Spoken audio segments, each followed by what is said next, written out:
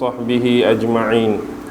سبحانك لا علم لنا إلا ما علمتنا إنك أنت العليم الحكيم. قال رب اشرح لي صدري ويسر لي أمري واحلل عقدة من لساني يفقه قولي. اللهم يسر ولا تعسر، اللهم يسر ولا تعسر، اللهم يسر ولا تعسر. اللهم صل على سيدنا محمد وعلى آله وصحبه وسلم. اللهم صل على سيدنا محمد وعلى آله وصحبه وسلم. اللهم صل على سيدنا محمد وعلى آله وصحبه وسلم. Amma ba'd.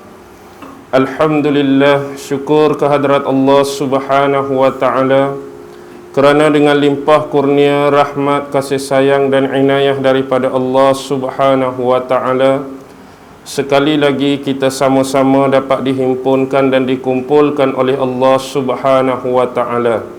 Tidak lain dan tidak bukan adalah semata-mata untuk mencari sebahagian daripada ilmu-ilmu yang diberikan oleh Allah, sebahagian daripada ilmu-ilmu yang dikurniakan oleh Allah Subhanahu wa ta'ala.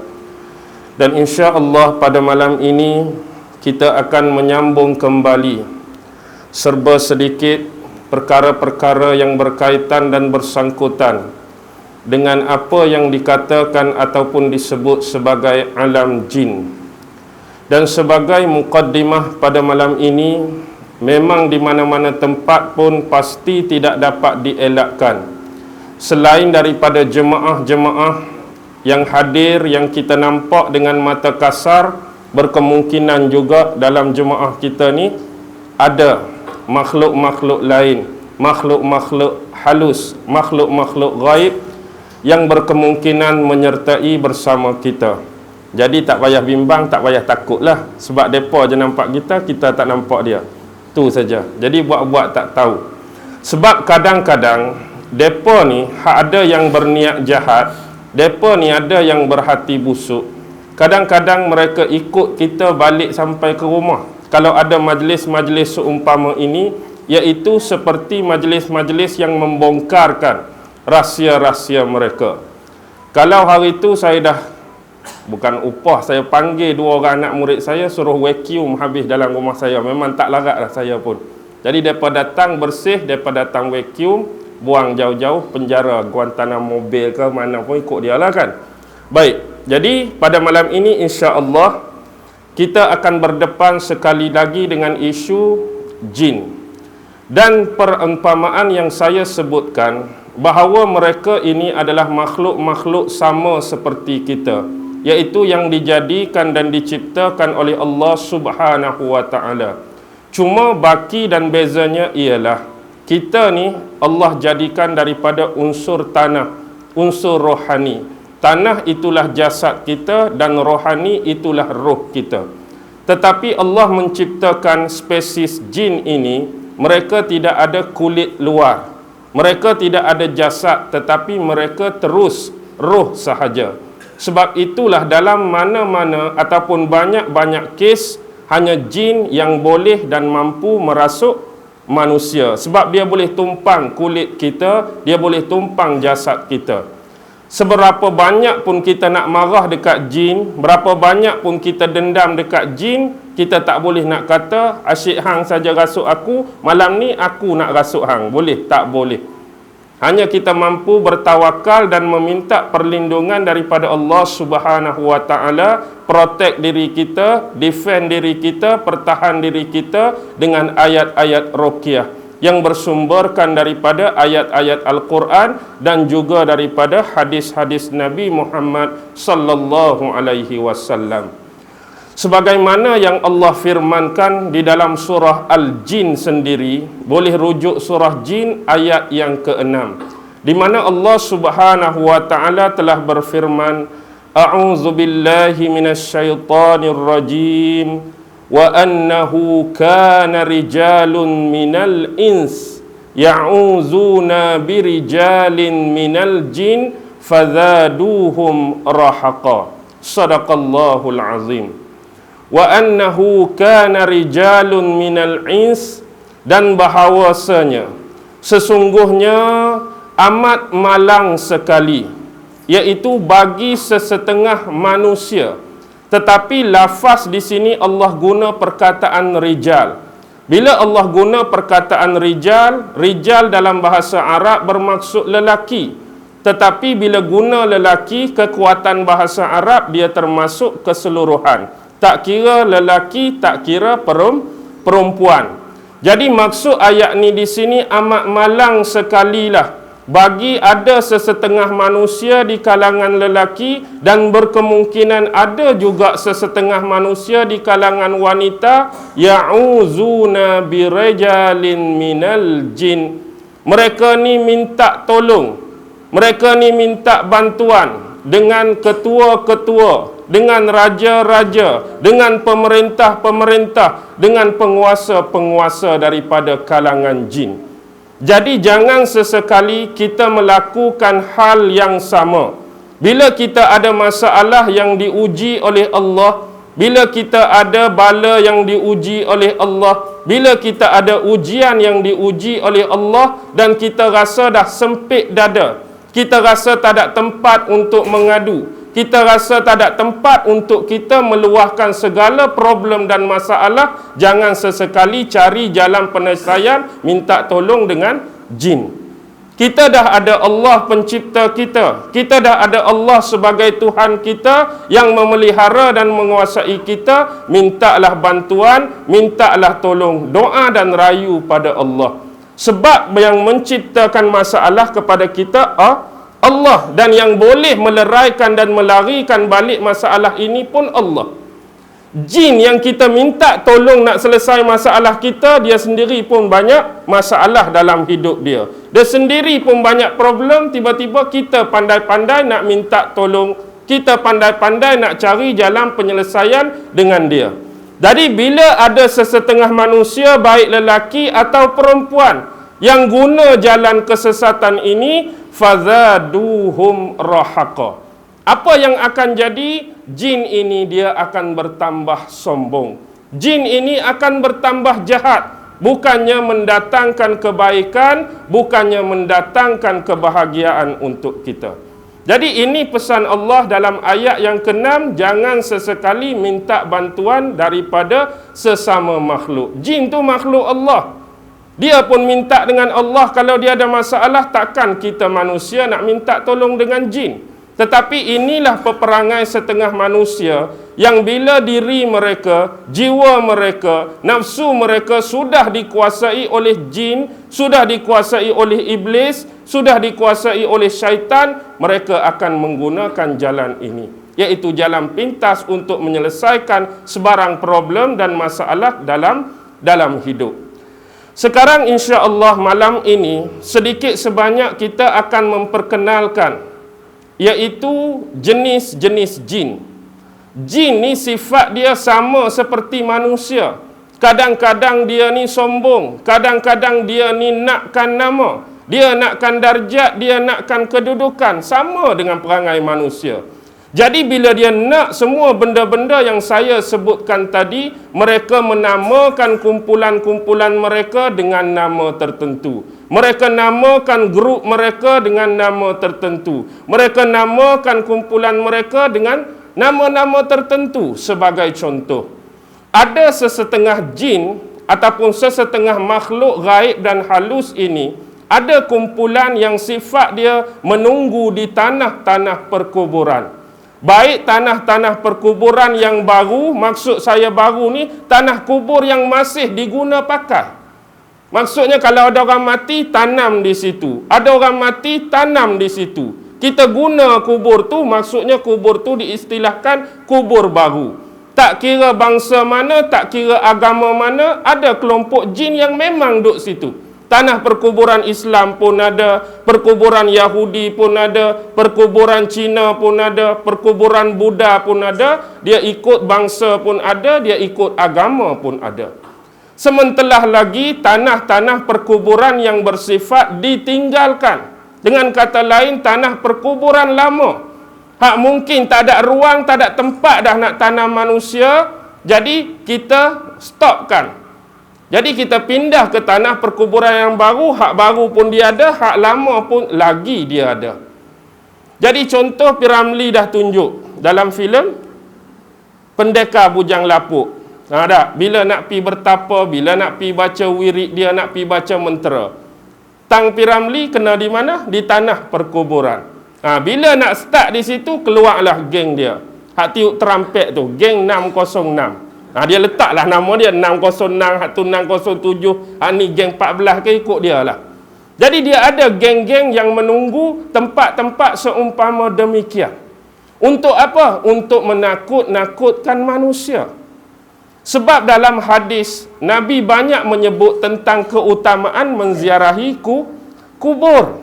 Menziarahi kubur ni antara keutamaan dalam agama kita. Kenapa perlu ziarah kubur, perlu ziarah mayat, perlu ziarah jenazah? Supaya menginsafkan diri kita. Sebab satu masa kita pun akan duduk tempat yang sama. Bukan kita nak hidup tongkat langit. Bukan kita nak hidup selama-lamanya. Satu masa kita mati.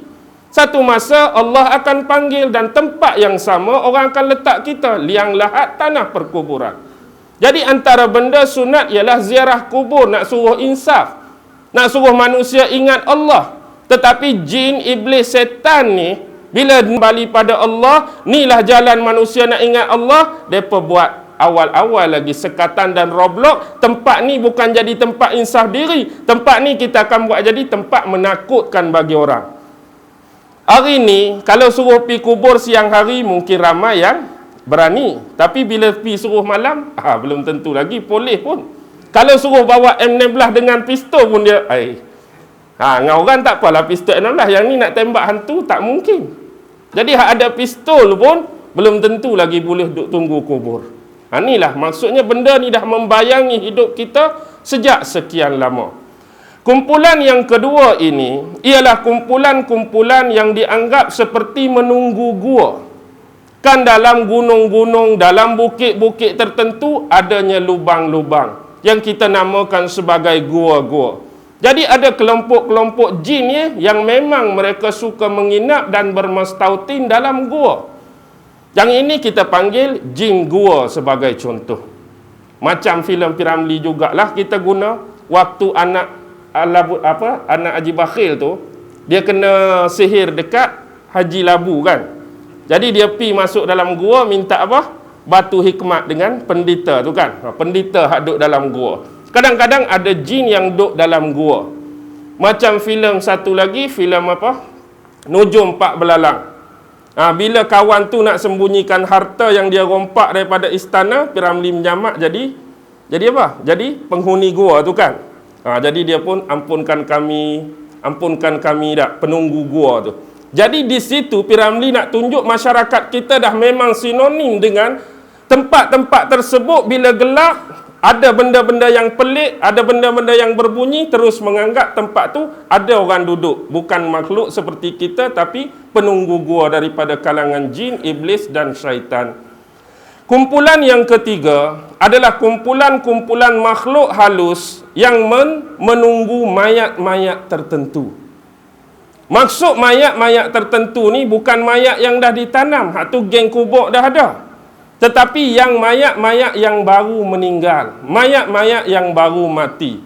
Sebab itulah kalau ada kematian di kalangan adik-beradik, kematian di kalangan kaum kerabat, kematian di kalangan saudara terdekat, maksudnya kalau meninggal tu tempat-tempat yang kurang sesuai lah.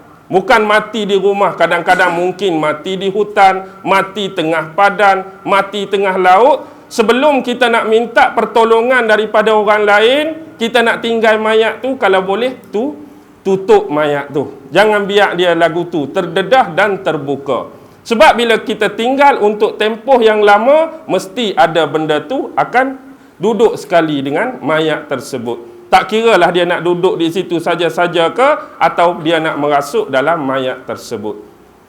Yang keseterusnya ialah jenis kumpulan-kumpulan yang dia ini menunggu jenis sifat-sifat tempat yang bersumberkan air. Hak ni paling banyak. Maksudnya ada dia duduk di teluk-teluk, ada dia duduk di kolam-kolam, ada dia duduk di tasik-tasik, ada dia duduk di sungai-sungai. Kadang-kadang ada sumber air yang bersifat lebih luas, iaitu seperti laut. Dan ulama-ulama kadang-kadang membahaskan isu jin laut dengan jin darat ni sebenarnya. Mereka mengatakan bahawa jin di laut sebenarnya lebih hebat. Jin di laut lebih ganas. Jin di laut lebih garang dan lebih gangster daripada jin-jin yang di darat. Kita hari ini banyak berdepan dengan jin-jin darat ke jin-jin laut. Jin-jin darat saja, tu pun tak mampu nak lawan dah. Apa lagi nak lawan dengan jin-jin hak bertaraf Raja Laut tu. Itu begitu jugalah kumpulan-kumpulan lain yang ada yang menunggu bersifat gunung ganang hak duduk atas gunung, ada yang menunggu bukit bukau duduk atas bukit, ada juga yang duduk di atas pokok-pokok, ada juga yang menunggu lubang-lubang tertentu, ada juga yang duduk di atas angin, ada juga yang duduk di atas awan. Dengan kata lain, dalam kumpulan yang sama, grup yang sama-sama jin ni pun, mereka nak diri mereka ni ada perbezaan dengan kumpulan yang lain. Macam kita lah, kita hari ni mungkin menamakan kita dengan nama kampung. Aku Bayan Lepah, hang Bayan Baru hang tu. Tapi jin pun dia nak. Dia dikategorikan dari sudut perbezaan tempat-tempat dan spesifik penilaian. Bagaimana mereka itu menguasai sesuatu kawasan ataupun sesuatu wilayah jajahan mereka. Itu dari sudut kumpulan-kumpulan jin. Jadi bila kita dah faham demikian, ini menunjukkan bahawa jumlah jin memang terlampau jauh bezanya dengan jumlah kita manusia. Mereka memang lebih ramai. Sebab itulah seorang ulama kata, kalau ditakdirkan kamu dapat lihat jin ni sama seperti aku dapat lihat jin ni, seumpama aku ambil sebatang jarum dan aku lambungkan jarum ni ke udara. Secara kasar, orang yang tak nampak apa-apa, dia akan nampak jarum tu jatuh ke tanah balik. Tetapi apa yang aku lihat, kamu nak ceritakan ni, ialah betapa ramainya, betapa banyaknya jumlah jin kalau aku lambung jarum ni jatuh atas belakang-belakang mereka. Maksudnya nak bagi jatuh ke tanah tu terlalu susah, terlalu sukar sebab jumlah mereka yang terlampau banyak. Jadi dia perumpamakan kalau lambung benda yang nipis, yang halus macam jarum pun payah nak jatuh atas tanah, boleh kita bayangkan jumlah mereka yang begitu ramai. Jauh berbanding dengan jumlah manusia. Baik, bila kita nak memperincikan secara lebih dalam dan lebih detail sebagai contoh, jin ni ada raja-raja, jin ni ada pemerintah-pemerintah, jin ni ada penguasa-penguasa, dan mereka juga ada kerajaan-kerajaan tertentu. Di darat ada kerajaan-kerajaan tertentu, di laut ada kerajaan-kerajaan tertentu, bawah tanah ada kerajaan-kerajaan tertentu, atas awan, atas angin ada kerajaan-kerajaan tertentu. Kita ni ada kerajaan setakat atas darat saja, atas laut tak ada dah, dalam tanah tak ada dah, udara lagi tak ada. Baik. Sekarang lihat begini, saya nak memperincikan kumpulan-kumpulan sebagai kategori raja jin. Yang pertama ialah ada 7 orang raja jin yang menjadi raja, penguasa, pemerintah yang paling kuat. Inilah yang disebut raja jin alam bawah. Raja jin alam bawah. Dia ada 7 orang ketua dia, pemerintah dia, penguasa dia. Yang pertama nama dia ialah mazhab. Ejaan dia sama dengan ejaan mazhab tu lah. Kita mazhab fiqh tu. Mazhab Hambali, mazhab Hanafi, kita eja mazhab macam mana? Mim, za, ha, bulat, ba. Macam tu lah ejaan dia, mazhab. Nama ketua dia yang kedua selepas mazhab ialah murrah. Murrah. Ada juga ulama menyebut sebagai marrah. Murrah ataupun marrah. Yang ketiga, daripada kumpulan jin ini, ada juga yang disebut sebagai Syamhurash. Syamhurash. Ada yang disebut Ahmar, ada yang disebut Burkhan, ada yang disebut Zubai'ah, ada yang disebut Maimun. Jadi dia ada 7. Pertama mazhab, yang kedua Murrah, yang ketiga Syamhurash, yang keempat Ahmar, yang kelima Burkhan, yang keenam Zubai'ah, yang ketujuh Maimun. Jadi inilah nama-nama jin pemerintah alam bawah. Peringatan awal, jangan sesekali pandai-pandai nak letak nama anak kita, baik lelaki atau perempuan, dengan nama-nama jin ni. Tapi ada juga terlepas Maimun tak? Tu pelakon Maimun Talib hak baru meninggal tu. Tu tak apalah, Maimun nak buat macam mana, kebetulan. Baik. Sekarang yang menjadi pemerintah teras kepada jin-jin yang paling atas, dia diperintah oleh 4 raja jin Ifrit yang paling besar, paling hebat, paling ganas. Siapa 4 raja jin Ifrit ni? Raja jin Ifrit ni ialah mereka-mereka yang pernah menjadi Perdana Menteri. Menteri-menteri yang berkuasa sejak zaman Nabi Sulaiman alaihi salam lagi. Tetapi Allah mengurniakan kepada mereka umur yang panjang. Jin ni umur panjang. 4 orang ni zaman Nabi Sulaiman lagi dah jadi menteri-menteri kepada Nabi Sulaiman. Yang pertama ialah Samris. Nama dia Samris. Yang kedua, nama dia ialah Munalik. Yang ketiga, Hadla Bajin. Yang keempat, Syughal. Samris, Munalik, Hadla Bajin, dan Syughal. Inilah hak alam bawah. Manakala jin-jin yang memerintah alam atas juga ada 7. Bila sebut alam bawah, kategori 7 dengan 4 tadi merujuk kepada jin kafir. Dan yang atas 7 ialah merujuk kepada jin yang beragama Islam. Jadi 7 raja jin alam atas ialah pertama Rukiail. Kebanyakan nama mereka sama macam nama malaikat-malaikat. Kebanyakan malaikat kan ada il belakang kan. Jibril, Mikail, Israfil tu. Il tu apa maksud dia? Il tu bahasa apa ni? Il tu bahasa Ibrani. Bahasa kitab Taurat Nabi Musa. Il maksud dia hamba. Il tu hamba. Israel hamba Allah sebenarnya. Maksud asal Israel tu hamba Allah. Jadi yang pertama Rukiail. Yang kedua Jibriail. Jangan tertukar dengan Jibril Jibril ni Jibriail. Yang ketiga Samsamail. Yang keempat Mikail. Jangan tertukar dengan Mikail. Mikail. Yang kelima selepas Mikail Sarifiail. Yang keenam Ain Yail. Dan yang ketujuh Abang sempat catat bang? Sempat? Kaspiail yang last. Okey, saya ulang balik. Kod-kod tak dan, kod-kod tertukar. Yang pertama Rukiail. Yang kedua Jibriail. Yang ketiga Samsamail. Yang keempat Mikail. Yang kelima Sarifiail. Yang keenam Ain Yail. Yang ketujuh Kaspiail. Okey. Baik, itu nama 7 raja jin Islam alam atas. Manakala yang mengawal sama macam konteks jin Ifrit yang 4 orang, yang kawal jin-jin Islam ini hanya ada seorang ketua dia. Ketua dia nama Tutamri Yamyali.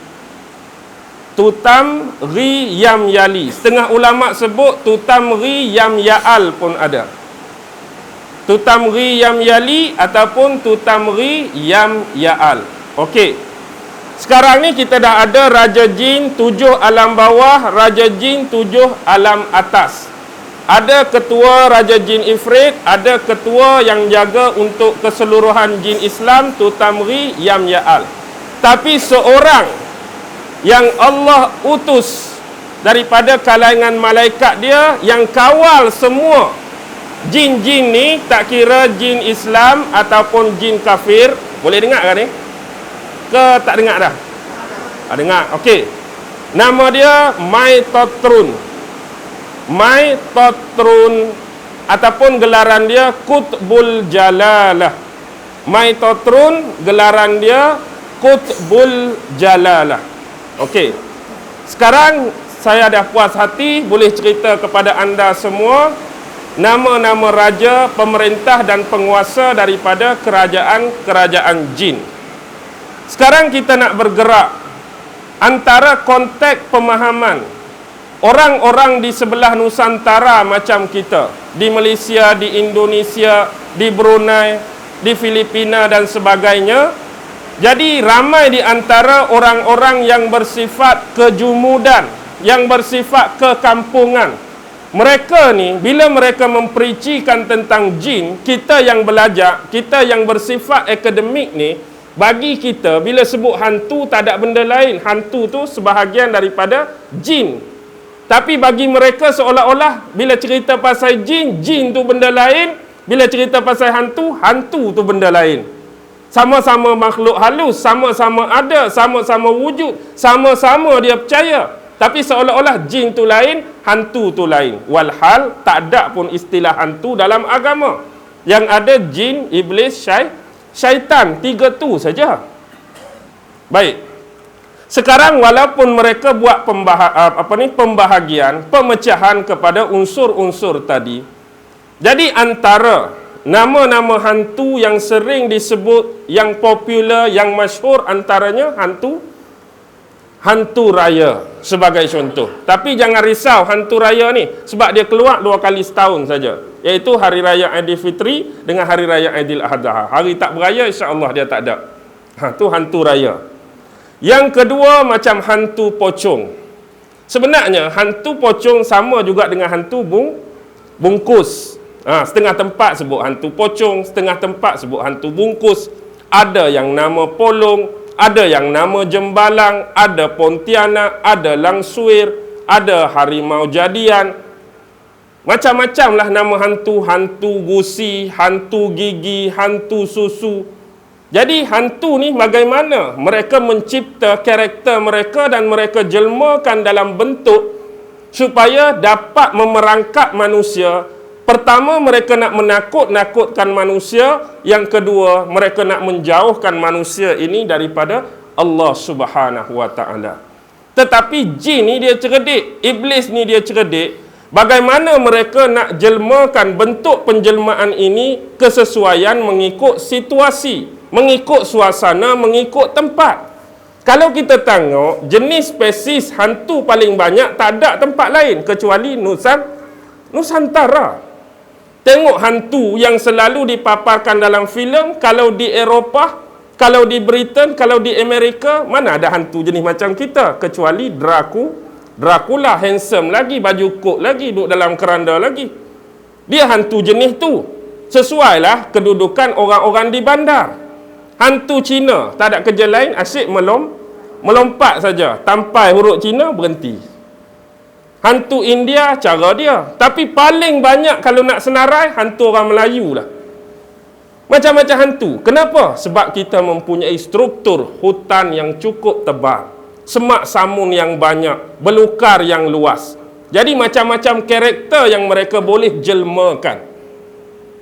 Kalaulah bayangkan hantu Cina mari tempat kita, longkang besar banyak, akar pokok banyak, sat lompat-lompat tersadung rebah, tak sesuai lah. Tu tak? Tak sesuai langsung. Lepas tu, kalau jenis orang Melayu ni, hak muka huduh, muka menakutkan, dia takut. Agak-agak keluar Dracula, muka handsome, dia lari tak? Tak berapa nak lari saya rasa. Tapi dia buat tu, jenis satu yang karakter, suasana yang jenis macam tempat kita. Hutan, belukar, semak tu, kita kena cipta karakter-karakter hantu seumpama ini. Hak jenis ada pokok besar, hampir bergayuk kat situ. Hak jenis kubur, hang buat muka lagu ni. Hak jenis gua, buat muka lagu ni. Pattern tu direka, dicipta oleh mereka sendiri, nak menakutkan manusia dan menjauhkan daripada Allah Subhanahu Wa Taala. Baik. Seterusnya, ialah kita nak membicarakan satu jenis iblis, satu jenis anak jin ataupun anak setan yang dihasilkan oleh manusia sendiri tanpa manusia tu sedar. Bagaimana ada sesetengah dan sebilangan manusia yang menghasilkan anak spesies jin, dalam istilah ilmu perubatan Islam dia sebut al-mukhannas. Al-mukhannas ni macam ni. Sebab itulah dalam ilmu fiqh, terutama tentang orang perempuan, bab haid. Sebab tu bila manusia ni di kalangan perempuan, bila datang musim dia, iaitu musim haid, dia dianggap sebagai kotor. Dalam bahasa kampung, tengah dalam kotor. Kalau orang Kelantan dia sebut cemar dah. Maksudnya tak boleh semayang. Jadi waktu tersebut, sekiranya suami itu mempunyai keinginan terhadap isteri dia, terhadap pasangan dia. Jadi waktu tu isteri pula, pasangan pula dalam keadaan kotor tadi, haid. Sebab itu dalam agama kita dilarang sama sekali menjalinkan hubungan intim, hubungan kelamin antara sepasang suami yang isteri tengah kedatangan haid. Kenapa? Sebab dari sudut perubatan, dari sudut kesihatan pun boleh membahayakan kedua-dua belah pihak. Dari satu sudut lagi, Islam melarang, contoh, kalau seorang suami itu berkeinginan sangat dan mereka terlepas benda ni, jadi terjadi juga hubungan, terjalin juga hubungan tadi dalam keadaan isteri haid, maka sebenarnya waktu tu ada satu spesies jin yang lebih mendahului si suami. Dia akan guna dahulu alat kelamin isteri kita kalau kita jima isteri dalam keadaan haid. Bila demikian, nutfah yang kita jatuhkan, nutfah yang kita tumpahkan, dia akan jadi rosak, dia akan jadi punah. Tapi yang terhasil anak depa, anak jin tu. Tapi kita tak mengandung lah dari sudut yang zahir ni. Sebenarnya kita tengah mengandungkan dan melahirkan. Itulah yang disebut mukhannas. Orang yang melahirkan mukhannas ni, bayi tadi dalam rupa bentuk batin dia akan datang bertemu dengan ibu dia, ibu tumpang lah sebenarnya. Kadang-kadang perempuan ni bila mari kotor, bila jiwa dia stres, bila jiwa dia tak tenteram, ada masalah, ada problem, kadang-kadang dia terbayang duduk dalam rumah dia tu ada budak kecil. Ada budak kecil. Mungkin pertama boleh jadi gangguan yang memang bukan mukhannas, tetapi kebiasaannya yang bersifat mukhannas, gangguan akan datang dalam bentuk dan cara tersebut. Sebenarnya dalam masa yang sama kita tak sedar, kita sudah melahirkan anak yang bersifat mukhannas.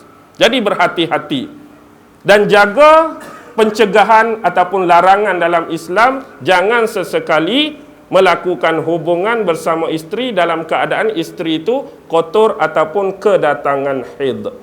Jadi siapa yang terlepas, dia sendirilah yang menanggung asbab musabab dan segala akibatnya.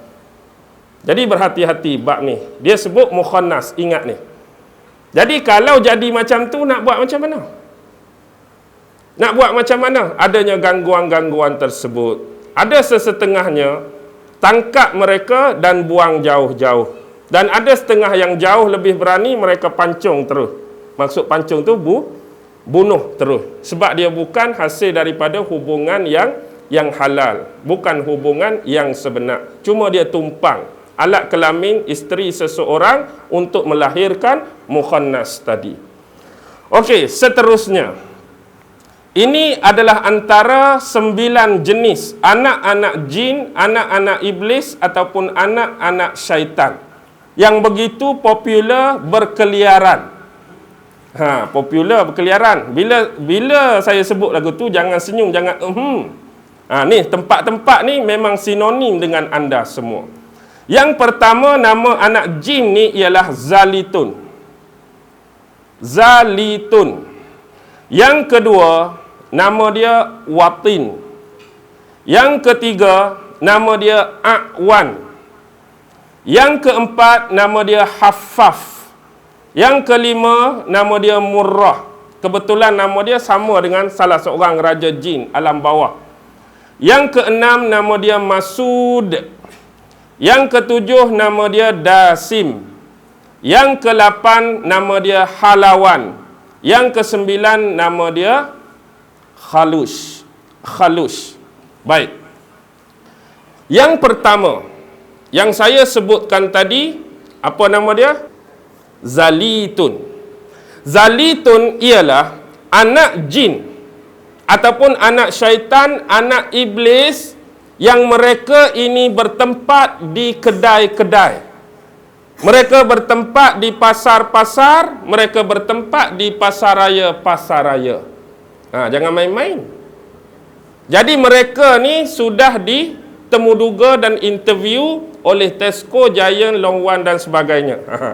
Supaya duduk di situ tanpa gaji lah. Maksudnya sedar atau tidak sedar, apakah tujuan mereka berada di tempat-tempat tersebut. Bila kita pergi dengan isteri ataupun suami kita nak membeli belah, di sinilah mereka akan mula menyucuk jarum mereka, mereka akan goda kita. Padahal di rumah tu dah buat dah senarai barang nak beli dan berapa bajet. Hani nak beli, RM70 saja mah. Kita ni RM70 bajet hari ni. Tiba-tiba ada cawan set baru, perak dia cucuk. Belilah. Ada almari baru, ada hak tu baru, asal bajet 70. Tapi hak nama Zalitun ni dia akan goda. Tak kira lah belah lelaki ke, suami, tak kira lah belah perempuan isteri ke, agar kita ni berbelanja secara lebih. Ataupun berbelanja dengan perkara-perkara yang memang bukan menjadi keperluan kita pun. Jadi hak sepatut habis 70, hak tu nak, hak ni nak, hak tu nak, hak ni nak, jadi 170. Jadi dah terlebih 100. Kita nampak, biasalah terlebih dari sudut zahir. Tapi kadang-kadang mereka lah yang berada di pasar raya menyucuk dan menggoda kita. Tak kira belah lelaki, belah perempuan, agar kita ni berbelanja lebih dan berbelanja perkara-perkara yang bukan sepatutnya dan jadi keperluan bagi kita. Nak suruh mata kita ni jadi kelabu dengan benda-benda tersebut. Kadang-kadang handphone ada dah, tiba-tiba dia main diskaun pula. Elok juga ni, beli pula handphone. Macam saya, dua-dua dah ada. Saya tunjuk saya sendiri. Tapi saya tu bukan Zalitun lah. Okey. Seterusnya, yang kedua disebut sebagai watin. Watin ni dia akan pergi kepada manusia-manusia yang Allah uji mereka. Ada sesetengah manusia Allah bagi musibah, Allah bagi ujian, Allah bagi bala, Allah bagi masalah, Allah bagi problem. Dan dalam keadaan manusia tu duduk tengah stres, duduk tengah pening dengan problem dia, dia mai cucuk, dia mai goda. Untuk apa? Supaya kita ni jadi prasangka buruk kepada Allah. Jadi kita pun nak berfikir yang bukan-bukan Allah. Pasal apalah Allah bagi orang lain tu tak pernah susah jiran aku. Aku ni hari-hari asyik susah. Minggu lepas dah susah banyak habis duit. Minggu ni banyak pula. Macam kamu ni tak adil lah Allah. Jadi dia nak suruh kita keluarkan perkataan-perkataan macam tu. Dia pergi cucuk nak suruh kita ni sangka buruk terhadap Allah, pelari kita daripada beriman kepada qada dan qadar yang Allah tentukan. Dia tak tahu bahawa makin banyak susah yang kita dapat, makin banyak pahala yang Allah nak bagi. Tapi manusia tak fikir pasal pahala tu sebab tak nampak pasal pahala. Kalau kecuali gedegang jatuh depan dia, tak apalah. Tak, sekali susah gedegang jatuh pahala. Sekali susah gedegang pahala. Sekali ujian gedegang pahala, baru mulut dia tak kata apa. Tapi bila dia tak nampak apa yang Allah nak beri di belakang hari untuk dia, dan di samping duk kena cucuk, duk kena goda, banyaklah akan terjadi perkara-perkara yang berselisihan dengan akidah asas Islam kita. Jadi berhati-hati dengan jin yang nama watin. Yang ketiga, jin yang nama A'wan. Yang ni insya-Allah dia tak mai kat kita. Insya-Allah jin yang nama A'wan ni tak mai kat kita. Sebab apa? Jin ni dia lebih suka duduk dekat, berdamping khusus untuk raja-raja, menteri-menteri, pemerintah-pemerintah dan penguasa-penguasa saja. Hak orang bawah ni insya-Allah jin ni tak mai. Jin yang bersifat awam ni dia nak suruh kalau raja, kalau menteri, kalau pemerintah jangan ambil tahu pasal rakyat. Jangan jaga soal kebajikan rakyat. Rakyat nak hidup ke nak mati ikut dia. Rakyat susah ke senang ikut dia. Rakyat sakit ke sihat ikut dia. Jadi dia akan cucuk jiwa-jiwa hati-hati raja ni supaya tidak melakukan kebaikan dan kebajikan terhadap orang hak duduk bawah dia. Jadi dia akan suruh kawan ni melakukan satu pengkhianatan terhadap tanggungjawab sebenar dia. Jadi kalau kita nak perincikan kecil lagi lah, bos-bos alik atas kita tu lah. Mungkin dia pi lah. Jadi walhasil jadinya kita ni terabai dari sudut kebajikan dan sosialnya. Lepas tu pula, dia pula akan usik kita dengan cara, kamu ni raja, kamu ni menteri, kamu ni penguasa, jangan sesekali kamu rapat dengan orang alim, kamu raja jangan rapat dengan ulama-ulama. Kalau mereka nak baca ayat Quran, mereka nak baca hadis, mereka nak bagi nasihat kepada kamu, jangan dengar. Tu tugas dia. Yang nama A'wan. Seterusnya, yang nombor 4 nama dia Hafaf. Hafaf ni insya-Allah juga tak mai kat kita. Sebab Hafaf ni dia akan duduk bergelewak, berkeliling hanya pada kaki-kaki botol. Kaki-kaki botol, inilah setan yang nama Hafaf. Kaki-kaki judi, Hafaf. Kaki tikam nombor, Hafaf. Jadi kalau malam ni ada hak jenis botol, ada hak jenis judi, ada hak jenis nombor, ada Hafaf lah dengan dia. Jadi itulah tugas dia, cucuk kita, goda kita dengan jalan-jalan kesesatan tadi. Jadi dia akan berkumpul di mana yang lebih sinonim dengan arak, lebih sinonim dengan khamar, lebih sinonim dengan jenis minuman memabukkan ni, dia piduk mana? Dia piduk di pub-pub. Dia duduk di disko-disko, dia duduk di kelab malam, lounge-lounge tertentu, pusat-pusat tertentu yang menyediakan minuman-minuman bersifat demikian. Jadi hak jenis kaki nombor pula, dia duduklah di 4D, dia duduk di Magnum, dia duduk di Sport Toto, adalah situ. Baru tikam RM1, RM10 lah, RM10 lah kalau kena ni banyak RM10. Kita pun tambah pula RM10. Lepas tu ada hak jenis berjudi. Alah takkan main teruk tikam RM3 je. Tambahlah 100 ke 50 ke, bagi banyak sikit dapat duit. Dia duk cucuk-cucuk benda macam tu. Jadi hak kurang tebal iman dia memang akan terkena. Tu nombor 4 iaitu Hafaf. Manakala yang nombor 5 disebut sebagai Murrah. Murrah ni dia lebih suka kepada berbentuk lagu, nyanyian dan muzik.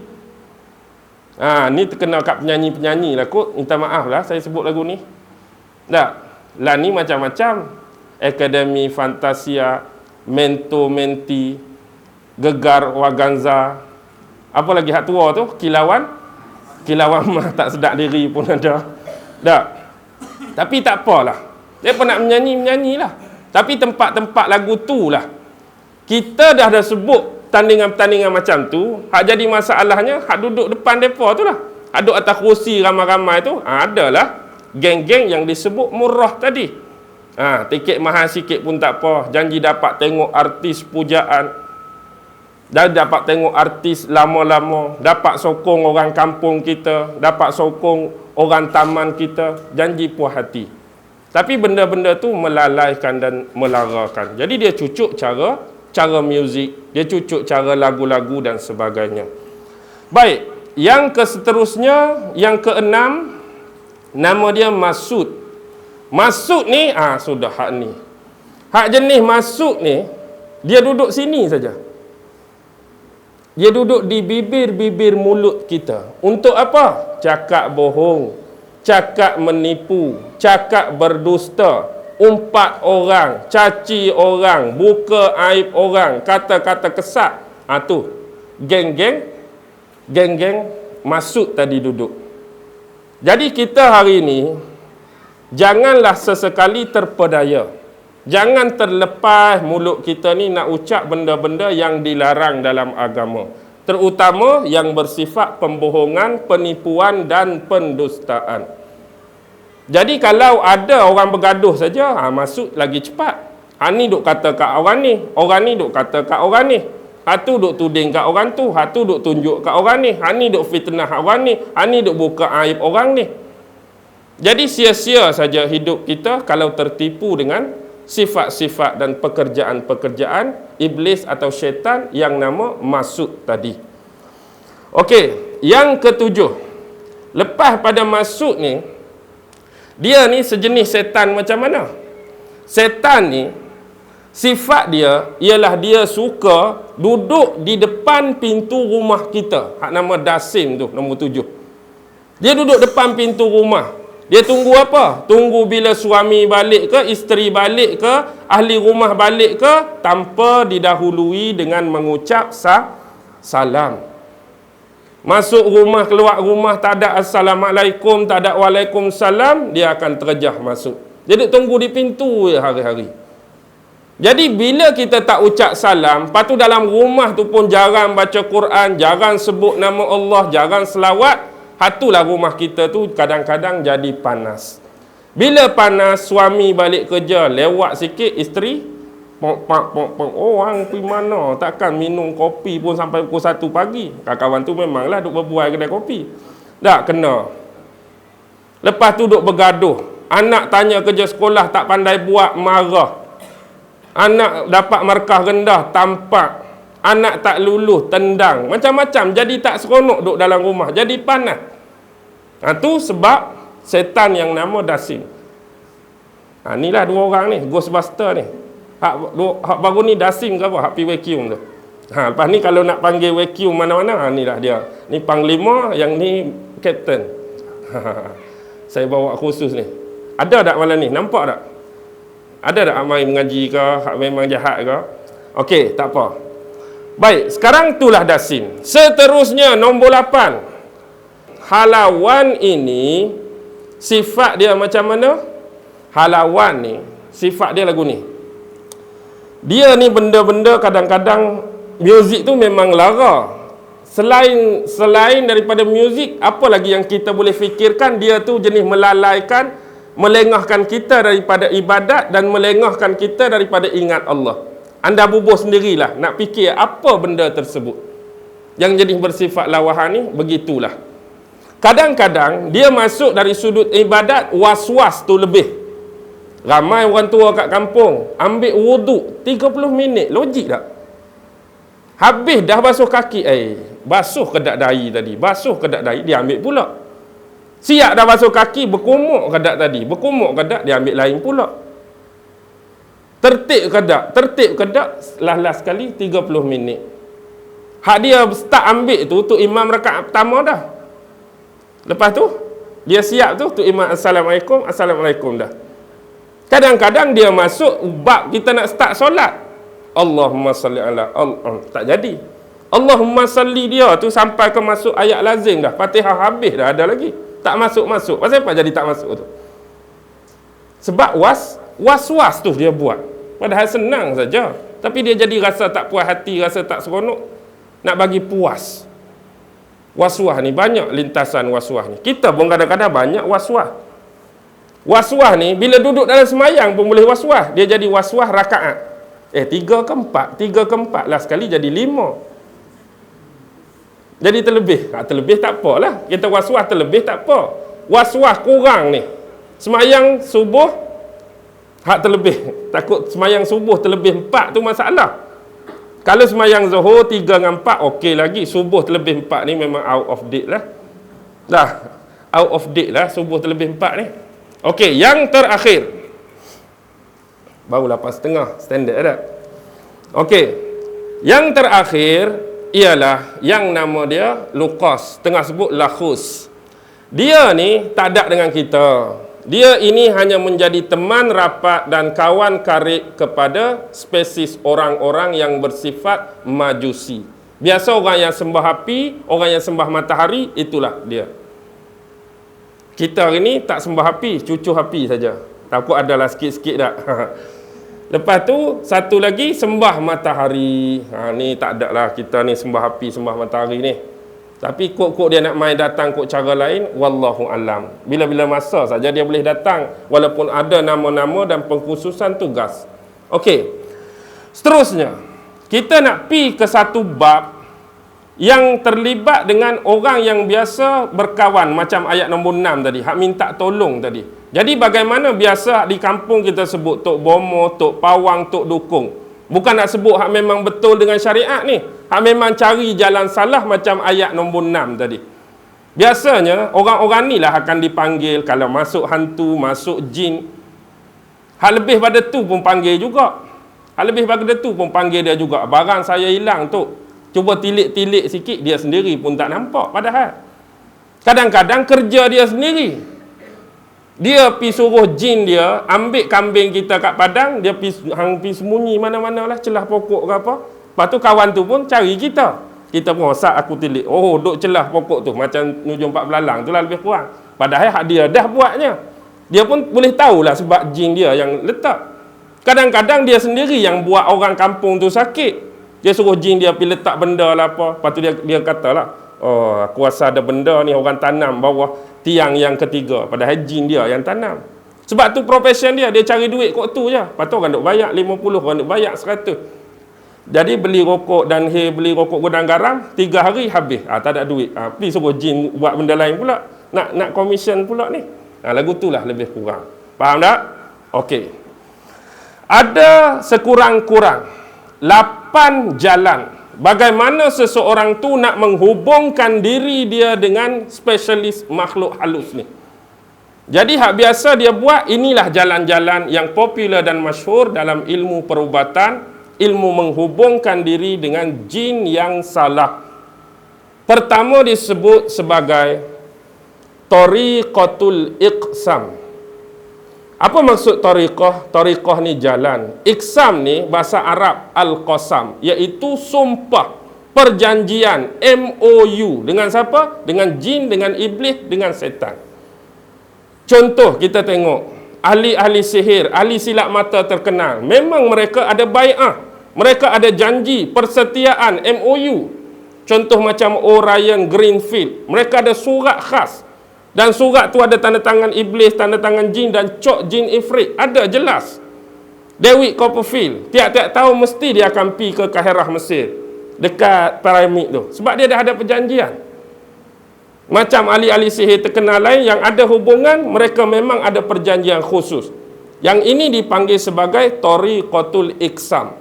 Bersumpah sungguh, buat perjanjian, persetiaan, tanda tangan apa. Dan tak boleh sesekali melanggar isi-isi perjanjian di dalam surat tersebut.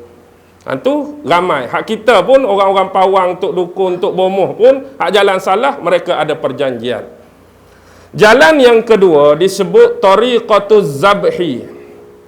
Tariqatuz zabhi ini ialah jalan dengan melakukan upacara penyembelihan. Hak janji itu satu hal. Ni tak cukup dengan janji, kamu kalau nak suruh aku datang, nak suruh aku mai, nak suruh aku hadir, kamu kena korbankan. Kadang-kadang binatang. Jadi kita sembelih kambing. Kadang-kadang bukan nak kambing tu, bukan nak daging kambing, nak darah tu. Nak jadikan upacara ritual dan pemujaan. Tak cukup dengan tu, ada sesetengah tempat di India bukan kata kambing, dia culik kanak-kanak. Bila tiba bulan purnama, mereka akan melakukan pemujaan dan ritual. Mereka sembelih, mereka bunuh budak ni, ambil darah manusia. Nak bagi power lagi, nak bagi kuat lagi. Tak cukup dengan darah, ada waktu dia, ada saat dia, matahari, bulan purnama, tarikh sekian-sekian, ada tahun-tahun tertentu. Nak bagi jin yang besar, jin yang lagi kuat, jin yang lagi power. Padahal hari bulan mana pun jin tu boleh main. Tapi sebab dia nak tipu kita ni, nak suruh kita bersungguh nak kat dia. Padahal tak tarikh tu, malam ni kalau panggil pun dia mai. Tak, jumpa kedai kopi mana-mana dia mai lah. Kata Radik 2 cawang kah nak makan-makan lah. Dia boleh mai. Tapi sebab kita ni terpedaya. Kalau nak panggil jin ni tak boleh biasa-biasa. Kena malam tu, kena malam ni. Dia nak suruh kita jadi payah. Bersungguhnya dia nak tengok kita tu nak kat dia. Itu yang bodoh kena tipu tu. Okey. Seterusnya. Tu tariqatuz zabhi. Seterusnya dia panggil tariqatus sulfiyah. Tariqatus sulfiyah ni ialah jalan kenistaan. Jalan yang jenis karuk maruk yang tak masuk akal kadang-kadang. Contoh, berlaku di Bacok ni. Lama dah ni. Tok-tok saya dulu cerita. Di Bacok ni ada seorang pakcik tua, walaupun umur dia 80-85, tapi dia tetap kuat. Melebihi kudrat dan kuasa orang muda. Bila dia meninggal, jadi banyak gangguan-gangguan datang kepada anak cucu duk ganggu. Dia dah meninggal dah. Tiba-tiba marilah seorang ustaz. Perkara pertama yang ustaz tu dapat detect ialah tandas dia. Tandas dia tu tak macam orang lain. Orang lain membelakangi kiblat. Dia menghadap kiblat. Pasal apa? Tandas menghadap kiblat pelik. Lepas tu Tok Bomoh tu detect, ada benda bawah telapak tempat kita nak pijak tu kan. Kalau kita nak berak mencangkung tu kan ada benda tu. Bila korek dua benda tu, ya Allah, Masya Allah, Quran 2 biji. Quran duk bawah tapak tu. Jadi inilah perkara yang disebut Tariqatus sulfiyah. Yang melanggar adat, penuh kenistaan, penuh kejijikan. Tak masuk akal. Quran dia pun boleh buat lagu tu. Pijak Quran tu satu hal. Ni memang kena pijak. Lepas tu duk buang najis, buang taik, menghadap kiblat. Ya Allah. Tapi semata-mata nak kebal, nak kuat, tapi mati juga. Kalau kebal, kuat, tak mati-mati, okey lah juga nak buat tak? Ni mati, tak ada guna juga. Kadang-kadang macam di Macang, tahun 60-an dulu, tahun 70-an, awal-awal. Dia ni pengamal ilmu kepala taik. Tahu ilmu kepala taik? Ilmu kepala taik ni ialah, dia akan buat pemujaan, ada jampi, ada mentera dia. Tapi syarat nak bagi lagi power, ilmu kepala taik ni untuk kebal. Dulu orang-orang ada ilmu kepala taik, dia curi kambing, curi lembu depan tuan saja. Tuan baru tambak, dia ambil lembu depan tuan. Lembu pi takik dengan parang ke, dengan kapak ke, tak tembus, tak lut pun. Jadi cara nak bagi mujarab ialah, setiap kali dia rasa nak buang air, buang najis, nak berak, kepala taik mula-mula tu. Hak baru keluar tu, dia kena ambil, dia kena lumuk dekat badan dia. Sekali dengan baca jampi dan mentera dia. Kepala, tu panggil ilmu kepala taik tu. Kepala taik hak mula-mula, hak keras sikit tu. Setiap kali nak berak, kena ambil kepala taik tu, cumur. Lepas tu, syarat dia lagi, dia hanya boleh mandi sekali sebulan, iaitu hujung bulan. 29 hari bulan. Taik hari-hari pakai. 1 bulan, 2 bulan, duk lagu tu lah, duk busuk lagu tu, dia tak boleh mandi. Dia kena mandi hujung bulan. Lepas tu kita tanya, pasal apa 29 hari bulan, bukan 31 bulan? Dia kata 31 bulan orang kafir, 29 bulan orang Islam. Oh, dia sedak dia kata orang Islam. Dia sedak dia orang Islam. Tak boleh guna kalender orang kafir.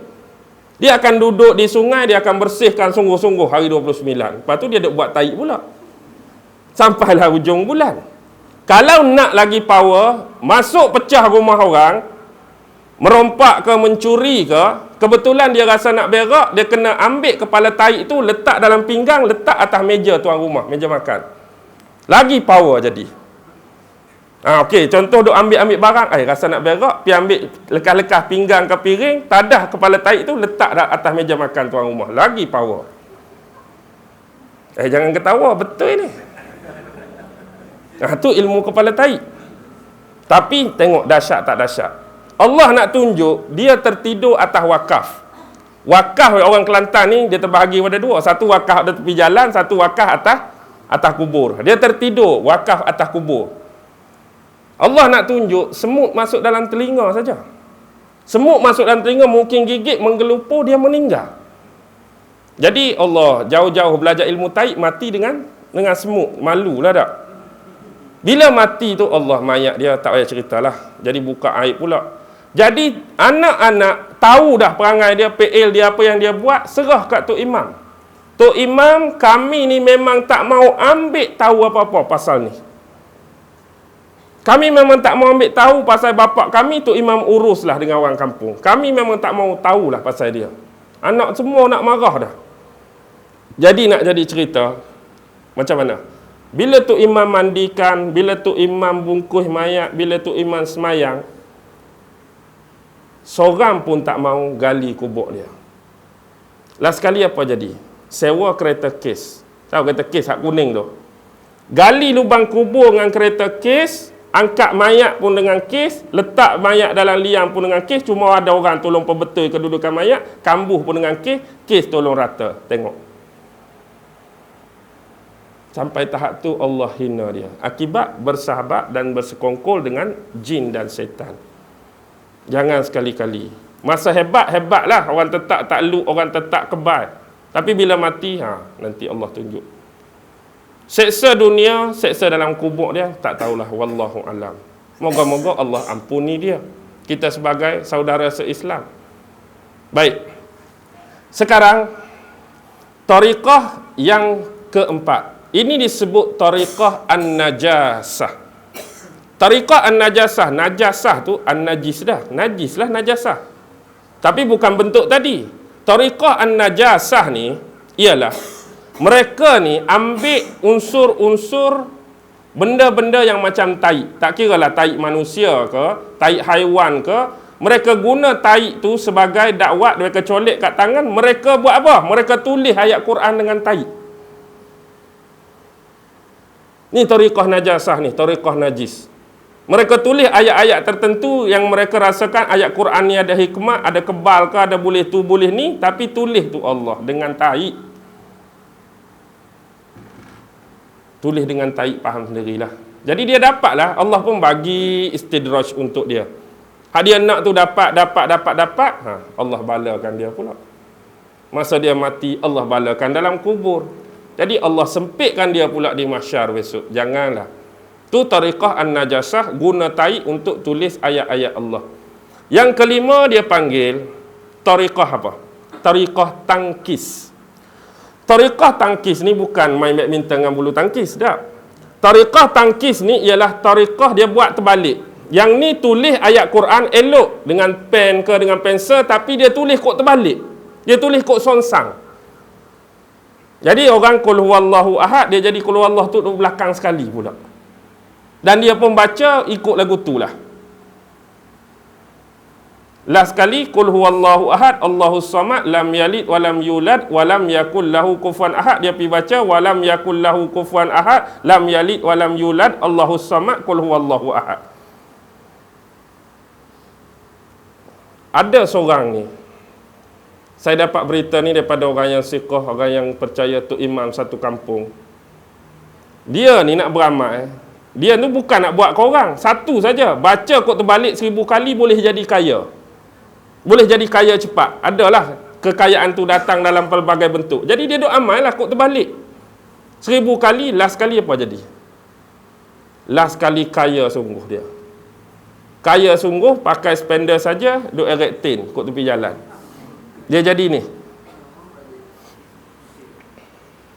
Dia jadi tak betul, dia jadi sewil. Gila bahasa mudah.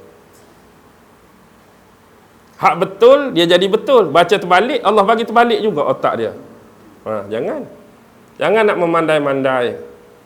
Okey, tu yang kelima. Yang keenam, dia panggil apa? Tariqah tanjim. Tariqah tanjim ni, kita tu kena sembah berupa roh-roh jin, roh-roh syaitan, dia nak masuk dalam benda hak dia suruh sembah tu. Macam kes-kes macam berhala-berhala zaman Nabi Muhammad tu lah. Maksudnya dia nak tipu kita, dia suruh sediakan seekor kambing atau seekor burung. Jadi dia akan masuk dalam tu, jadi kita ni orang lain nampak secara zahir, kita duk sembah kambing, kita duk sembah burung, atas benda hak dia nak masuk tu lah. Kalau patung, patunglah kita sembah. Kalau batu, batulah kita sembah. Kalau busuk, busuklah kita sembah. Hakikatnya roh depa tu duduk dalam tu lah.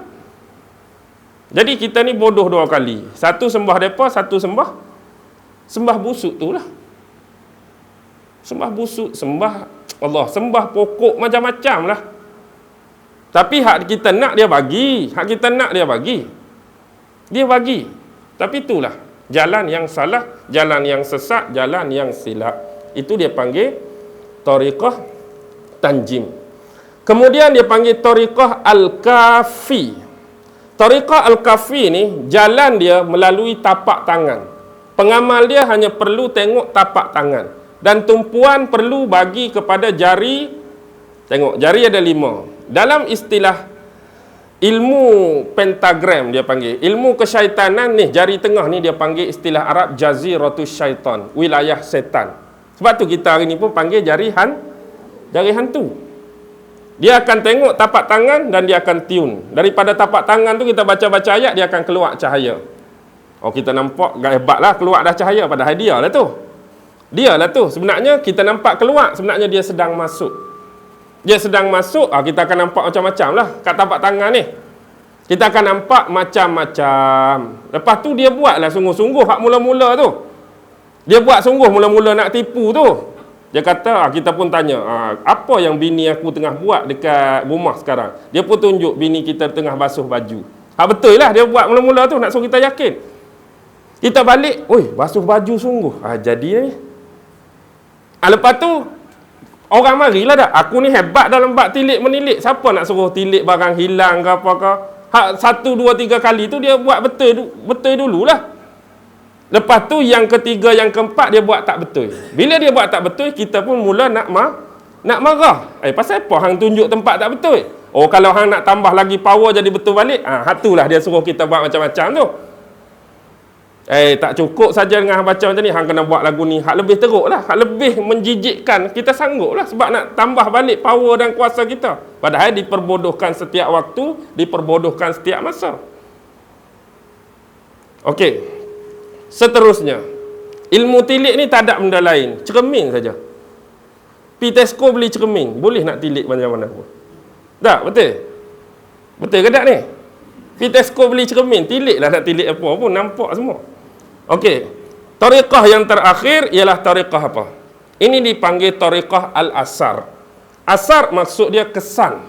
Tariqah ni lah yang orang Yahudi dulu guna untuk Rasulullah. Maksudnya dia ambil barang-barang daripada tuan yang orang dia nak tu. Macam Nabi, mereka ambil rambut. Macam tu. Mereka ambil rambut, mereka puja, mereka baca ayat, baca mentera, jadi orang tu sakit, orang tu menderita. Sampai kadang-kadang hak teruk, bawa maut.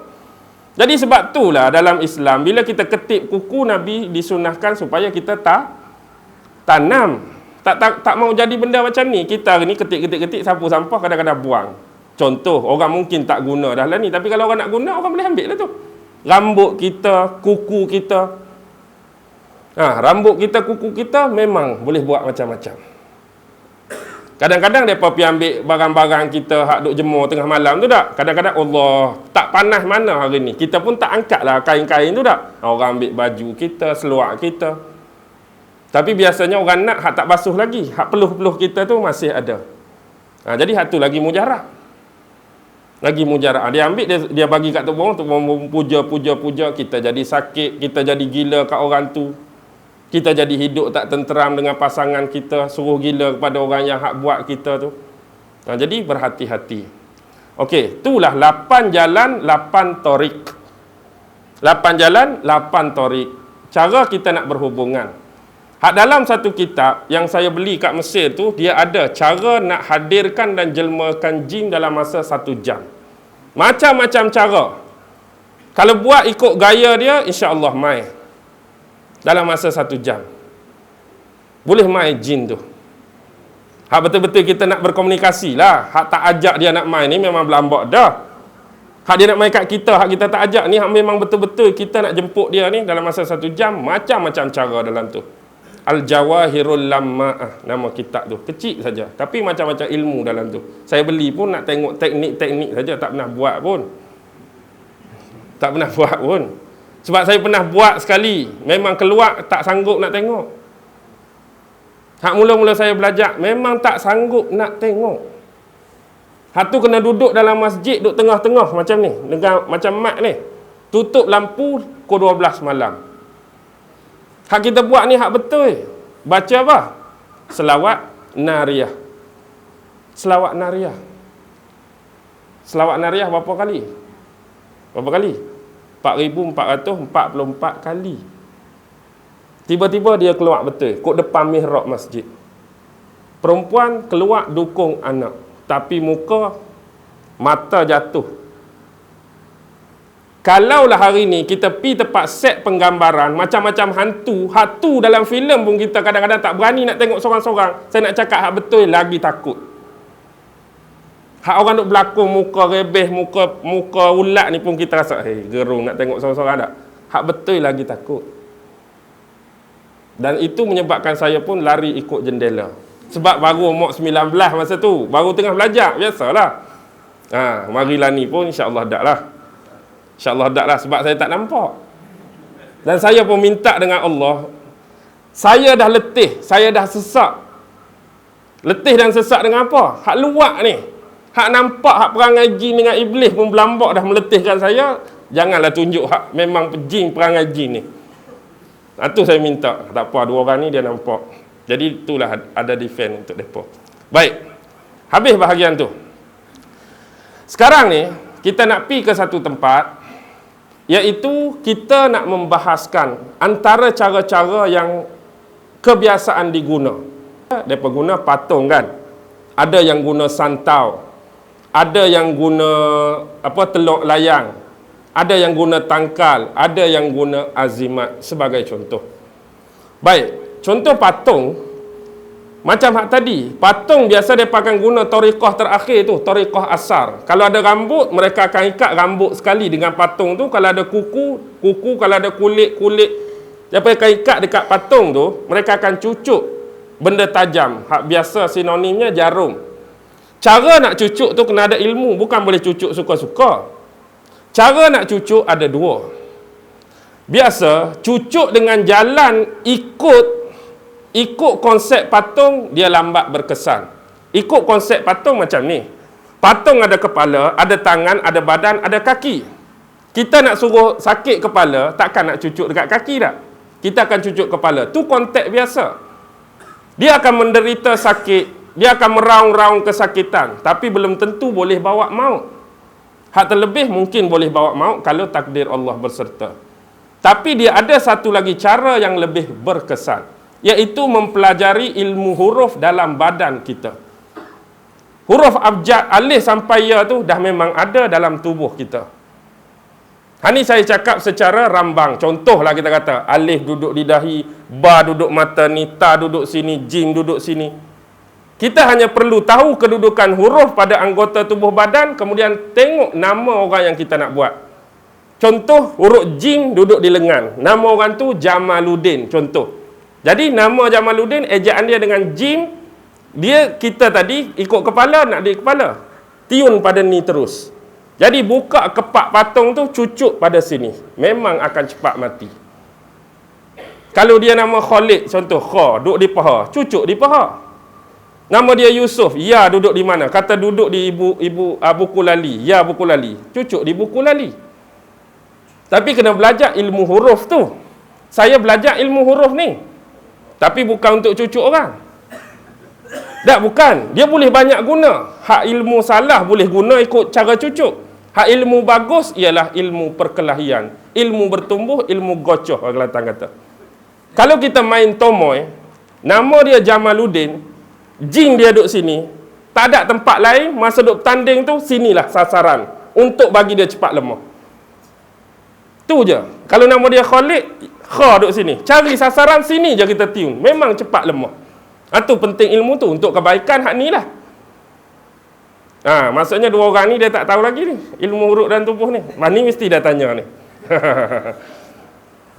Jadi saya memang saya tak bagi tahulah huruf saya duduk kat mana. Saya tak akan bagi tahu huruf saya duduk kat mana. Okey. Baik, nampak tu patung. Okey, yang kedua santau. Santau ni ada 2. Satu santau angin, satu santau makan. Santau makan ni, dia bubuh dalam makanan, dia bubuh dalam minuman. Santau angin, dia hantar, tu kena duduk tempat tu lah, nak kena bubuh tu. Jadi santau angin, dia boleh duduk tempat dia mana-mana, dia hantar guna jin dia, setan dia. Biasanya, orang yang belajar santau ni, waktu dia sedang dalam praktikal, dia pun ada praktikal juga. Jadi dia kena berlatih, dia kena pi buang santau dia tu. Ni bahayanya. Kalau kita jenis singgah kedai-kedai makan, hak terkena geng-geng praktikal tengah buang dia punya santau.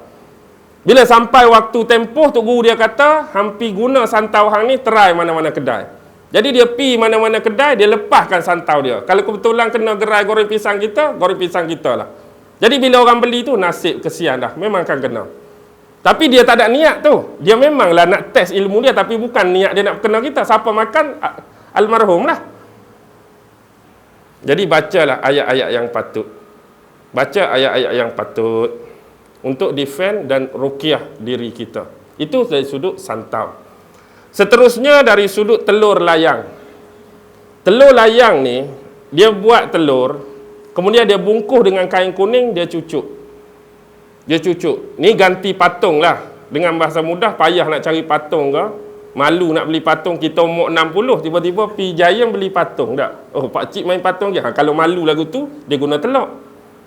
Jadi telur tu dia bungkus kain kuning, dia cucuk. Lepas tu dia niat lah. Dia niat berserta dengan dia cakap kat jin arahan dia tu, pi buat apa. Lepas tu kawan tu sakit, menggelupur, menderita. Macam-macam lah, dia panggil telur layang. Lepas tu tangkal dengan azimat.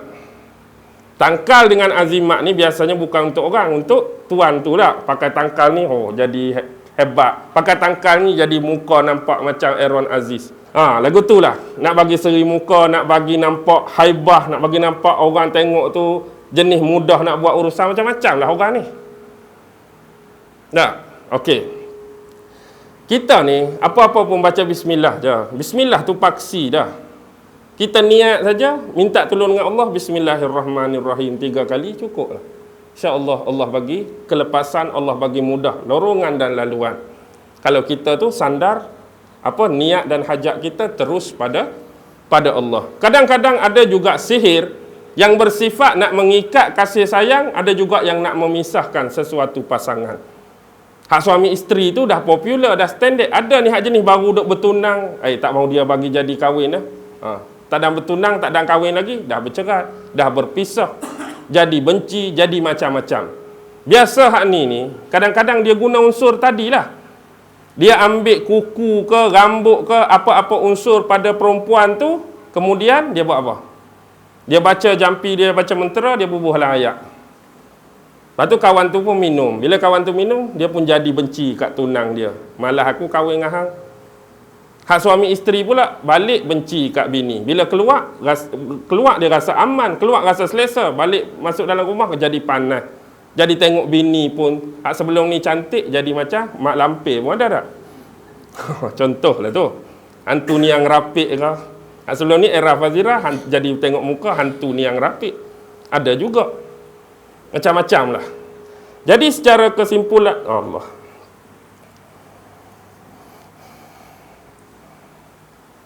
Mesej. Ada soalan, Sat biar. Soalan ni orang dalam ni ke? Tak ada. Ada ni satu soalan. Biarlah dulu.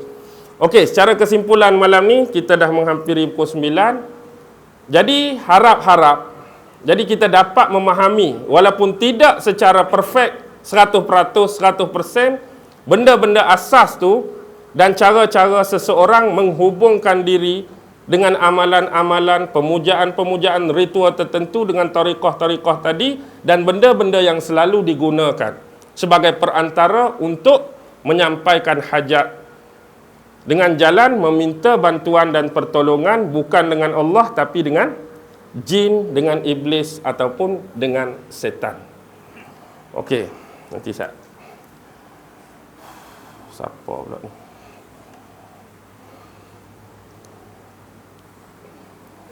Halo Ustaz. Oh, halo Ustaz. Saya, patut pun. Halo Ustaz, saya Ahleng. Itu murid Ustaz Cina punya orang, mekanik motor relau. Apa itu roda dharma, apa Triratna, apa Pancasila? Apa benda? Ahleng. Okey. Macam ni. Ni bukan orang Islam ni.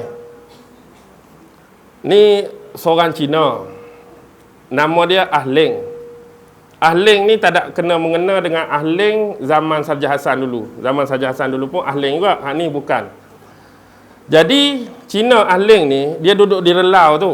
Kerja dia mekanik motor. Jadi kalau saya pi tukar minyak enjin ke, pi apa, orang Kelantan kata terik rata, nak kata apa bahasa sini terik rata ni? Rantai kita tu kendok, dia bagi tegang rantai tu kan, saya duduk sembang lah dengan dia. Kan banyak depa ada patung-patung Buddha tu. Saya duduk cerita pasal agama lah dengan dia, duduk cerita. Lepas tu saya duduk cakap banyak dengan dia, dia kata, "Oh, hang banyak tahu ah. Nanti apa-apa aku tanya dengan hang." Jadi ni dia tanya sungguh. Dia duduk dalam keadaan tu dekat setahun dah. Bila saya pi saja pasal motor, mesti cerita pasal agama Buddha dengan dia. Jadi ni dia duduk tanya. Dia duduk tanya roda apa ni? Roda Dharma Triratna Pancasila. Oh, macam-macam. Nanti. Indonesia Pancasila lain. Dalam Buddha Pancasila lain. Okey, macam ni lah lebih kurang. Tak apalah, sambil-sambil. Jadi soalan dia ni penganut agama Buddha. Penganut agama Buddha yang jenis kalau kita orang Islam bukan jenis orang semayang mana. Faham tak? Jenis dia menganut agama tu bukan dia tahu sangat pasal agama dia sendiri. Dan dia pun bukan selalu semayang, dia kata. Jadi dia tanya soalan pertama tentang roda Dharma. Tahu tak roda? Lambang yang macam bendera India kat tengah tu. Bendera India kan lambang roda tu. Jadi dalam agama Buddha pun dia ada. Dia panggil putaran roda Dharma. Macam ni. Sebelum tu, nama sebenar Buddha ni ialah Siddhartha Gautama Buddha. Nama betul dia tu, Siddhartha Gautama Buddha. Bapa dia ialah Sri Raja Baginda Raja Sudodana. Nama bapa dia Sudodana dari suku kaum Sakya dia ni. Mak dia Sri Ratu Maha Dewi Maya. Baik. Bila dua orang ni berkahwin, maka lahirlah Siddhartha Gautama Buddha Taman Lumbini. Bila anak ni lahir, 7 hari lepas dia lahir ni, mak dia meninggal. Mak dia, Ratu Maha Sri Dewi Maya tadi meninggal. Bila mak dia meninggal, bapak dia lah yang jaga. Bapak dia ni ada seorang bibik. Bibik ni nama dia Maha Pajapati. Jadi kemudian bila mak meninggal, bapak dia ni kahwin dengan bibik tadi. Iaitu Maha Pajapati tadi duk jaga. Bila sampai tempoh tertentu, biasalah raja dia akan panggil ketua-ketua sami dia ni tengok tilik nasib masa depan anak ni. Jadi ada seorang sami yang cukup terkenal masa tu. Sami ni seingat saya nama dia Asita Kaladewala. Nama dia Sami ni Asita Kaladewala ni, dia mari dia kata satu masa nasib anak ni dia akan jadi baginda maharaja. Maksud baginda maharaja ialah raja segala raja, tuan segala tuan. Dan itulah nasib yang terjadi kepada Gautama Buddha. Dengan ringkas cerita, bila dia memilih jalan ni, dia sampai di satu tempat dalam sebuah taman disebut Taman Rosa. Inilah kali pertama dia menyampaikan khutbah. Dalam agama Buddha disebut khutbah Benares. Khutbah Benares ni, depan dia tu ada kumpulan-kumpulan arahat. Tahu arahat? Arahat ni kalau kita baca Quran, kalau pengikut-pengikut Nabi Isa dia sebut Al-Hawariyun. Kalau nisbah bagi agama Buddha, Al-Hawariyun itu ialah arahat-arahat, pengikut-pengikut pendamping setia kepada Buddha. Jadi dia menyampaikan khutbah Benares pertama. Khutbah ni lah yang disebut putaran roda Dharma. Bila kita tengok roda tu dia ada hak bulat besar.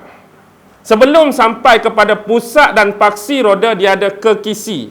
Kalau kereta ni kita panggil rim dia tu, gigi-gigi tu, lidi-lidi rim tu. Jadi kekisi bagi roda putaran roda Dharma tadi ada berapa? 8. 8 inilah disebut 8 jalan kebenaran, 8 jalan pencerahan.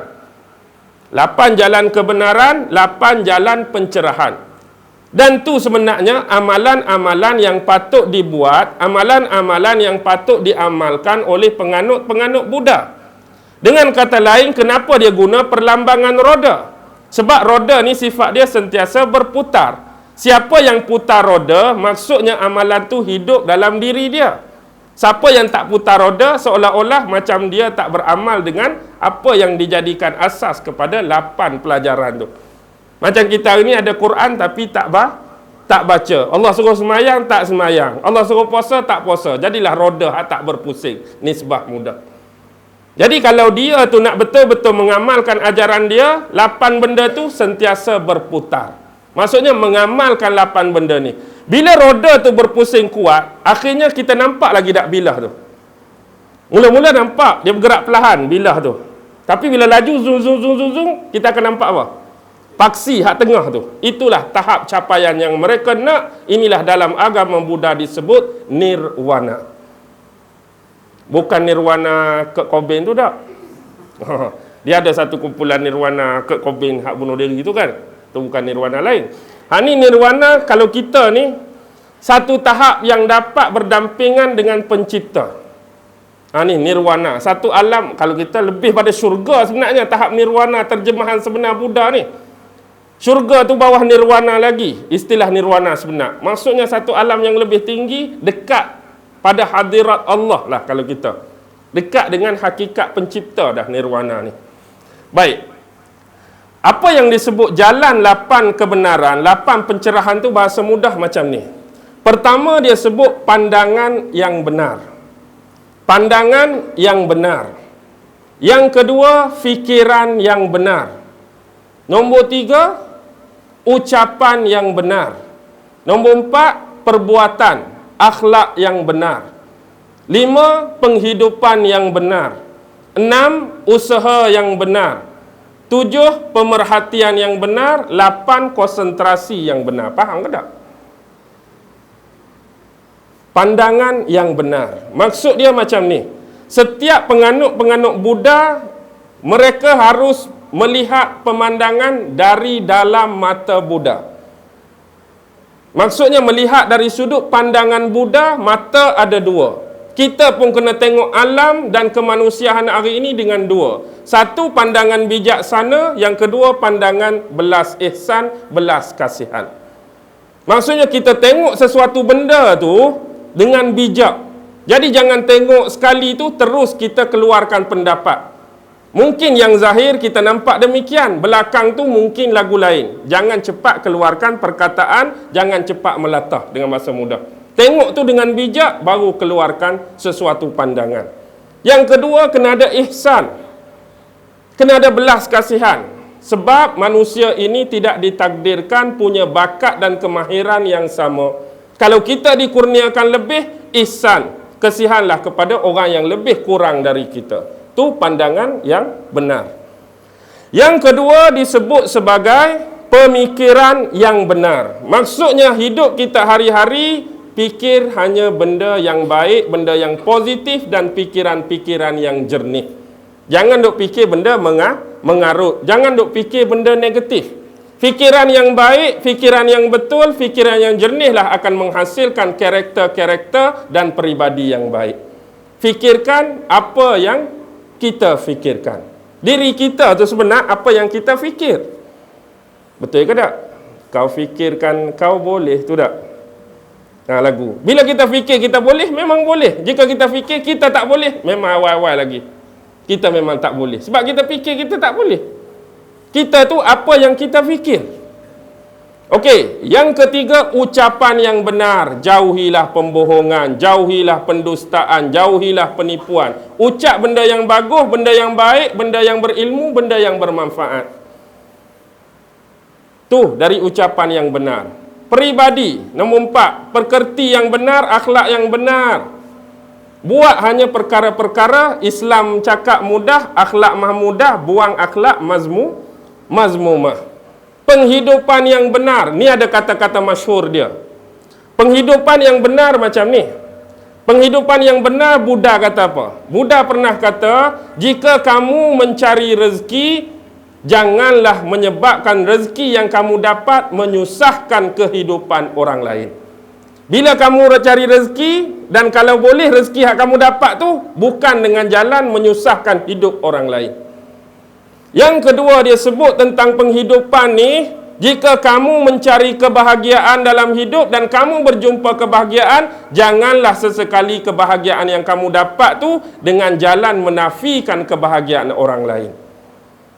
Seterusnya ialah Apa dia? Usaha yang benar. Usaha yang benar di sini merujuk kepada jalan yang sebenar menuju kepada Tuhan. Bukan bersifat dunia ni. Usaha nak menjadikan kita tu dekat dengan Tuhan. Ibadat-ibadat, ritual-ritual, amalan-amalan dalam agama Buddha, itulah usaha yang benar. Jadi tinggalkan benda yang bersifat fana, hancur ni. Jadi pergi hak kekal, Tuhan pencipta kita. Pemerhatian yang benar. Jadi kata-kata harus benar, perbuatan harus benar, semua. Yang akhir sekali konsentrasi tu, inilah dipanggil tahap meditasi. Maksudnya memikirkan tentang pencipta. Bagaimana cara untuk sampai ke sana? Itu maksud dia roda dharma yang 8. Putaran roda dharma. Jadi baik. Tadi dia tanya apa? Tri Ratna kan? Pernah dengar tak Tri Ratna? Ratna ni biasa kalau terjemah bahasa Melayu apa Ratna ni? Ratna Sari nama orang tak? Dulu ada seorang penyanyi nama Roy. Kau Ratnaku, lagu dia tak? Ratna. Tri Ratna ni bukan macam Trinity. Kalau saya sebut Trinity tahu? Trinity ni macam Kristian punya pegangan akidah itulah Trinity. 1 Allah, 2 Nabi Isa, 3 Ruhul Kudus. Tu Trinity. Dalam agama apa tadi? Agama Kristian. Dalam agama Hindu ada Trinity. Tuhan Brahma, Tuhan Vishnu, Tuhan Siva. Dalam agama Buddha ada Trinity. Buddha Dharma, Buddha Amitabha, Buddha Maitreya. Trinity. Baik. Sekarang dalam agama Buddha, kalau kita kitab Al-Quran, Yahudi kitab Taurat, Injil kitab Isa sebagai contoh, mereka ada kitab-kitab yang namakan Tripitaka. Bukan Tri Ratna lagi ni, Tripitaka. Bahasa Sanskrit, Tripitaka bermaksud 3 bakul. Tahu bakul? 3 bakul lah, Tripitaka. 3 bakul, kitab pertama nama apa? Sutta Pitaka. Kedua, Wisaya Pitaka. Ketiga, Abhidhamma Pitaka. Ni kitab asas agama Buddha. Sutta Pitaka, Wisaya Pitaka, Abhidhamma Pitaka gabung jadi Tripitaka tadi. Baik, yang dia nak tanya Tri Ratna. Tri Ratna saya nak sebut. Pertama Buddha, yang kedua Dharma, yang ketiga Sangha. Oh, tak tahu semua Ustaz. Buddha tu Buddha lah. Buddha tu Buddha. Dharma kalau dalam istilah Islam itulah tariqah. Dharma ni jalan nak sampai pada Tuhan. Dan Sangha itu ialah biarawan ataupun biarawati. Dengan bahasa mudah, Sangha tu adalah sami lelaki dan juga Sangha tu merujuk kepada sami perempuan. Jadi bagi macam ni, kalau huraian agama Buddha, Buddha dia tahu dah bakat yang pencipta bagi, kemahiran yang Tuhan bagi tak sama. Jadi dia nak sediakan satu agama, nak suruh orang ikut jalan yang 8 ni, bukan semua orang boleh tembus. Bukan semua orang boleh ikut. Tapi dia nak cari satu pelindung. Siapa yang paling lemah, orang awam macam mana pun kena masuk dalam 3 ni. Inilah panggil Tri Ratna ni. Inilah Tri Protect, Tri Defend, Tri Pertahanan. Siapa nak sampai, walaupun dia orang awam, ini dia. Cari Buddha, cari Dharma, cari Sangha. Ini halak 8 tu lah. Itulah jalan. Siapa yang beramal dengan 8 roda tu, insya-Allah sampai. Tapi dia kena ada macam kita utusan. Ustaz-ustaz, ulama-ulama, itulah sangganya. Kalau tok guru kita, ustaz, tok guru kita orang alim, tok guru kita, tok guru kita ulama, dia sami lah. Itu kalau sangga. Inilah protect nak jaga terus kekal, mewarisi apa? Mewarisi kelangsungan agama ni. Jadi pernah ada cerita macam ni. Ada seorang raja tu, dia tua dah. Bila dia berjalan dalam hutan, dia tengok seorang Tok Sami Buddha duduk dalam sarang burung atas pucuk pokok. Sarang burung tu macam ni. Sarang burung tu banyak. Dia kutip sarang burung, dia buat satu macam rumah dia dengan sarang burung. Dia duduk tapa atas tu lah. Bila raja hak tua ni lalu dia tengok, ada Tok Sami atas tu. Dia pun suruh turun. Tok Sami tu pun turun. Dia kata, kamu penganut agama apa? Aku ialah penganut agama Buddha. Oh, sama. Aku pun Buddha. Jadi aku nak tanya Tok Sami kamu satu soalan. Apakah ajaran Buddha yang paling penting? Dia kata 3 benda saja, hak paling penting. Jangan buat jahat, jadilah orang yang baik, bersihkanlah hati dan jiwa kamu. Tu saja. Hak paling penting. Jangan buat jahat, buat hanya benda yang baik-baik, bersihkan hati kamu. Kawan tu raja hak tua, dia kata, Allah, kalau kamu bagi lagu ni, budak 5 tahun pun boleh faham. Budak 5 tahun boleh faham. Jangan buat jahat, buat benda baik, sucikan hati. Aku mengharapkan kamu bagi ceramah yang panjang, ceramah yang detail. Dia kata, walaupun budak 5 tahun faham, tapi nak buat dia, nak tunai dia, 80 macam kamu pun belum tentu boleh buat. Betul ke tak? Nak buang hak jahat, nak amal hak baik, nak suci hati, belum tentu. Walaupun ayat tu mudah, senang dipaham, belum tentu lagi kita mampu buat. Jadi bahasa mudah tadi, Tri Ratna ni macam ni lah. Buddha panduan, Dharma jalan, Sangha itu ialah ulama-ulama, pedri-pedri, rahib-rahib ataupun imam-imam bagi depa. Cara nak buat ialah macam ni. Mereka ada ritual khusus nak masuk dalam Tri Ratna, asas. Baik, mereka ada upacara kena baca. Cara dia duduk bersila, kena duduk macam ni. Ni lakonan semata-mata, tidak ada berkenaan dengan yang hidup atau yang mati. Jadi kena duduk macam ni, mereka kena ucap ini depan bihu. Bihu ni wali mursyid lah kalau tarikat kita.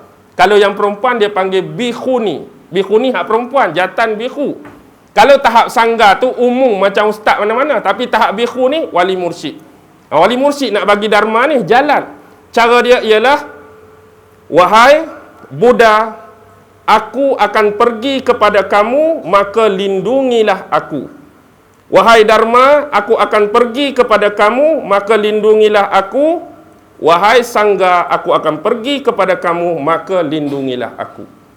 Maksudnya dia masuklah dalam tu di bawah bimbingan wali-wali mursyid tadi. Jadi dia duduk dalam mana? Dalam tariqah Dharma. Tariqah Dharma tu 8 tu lah.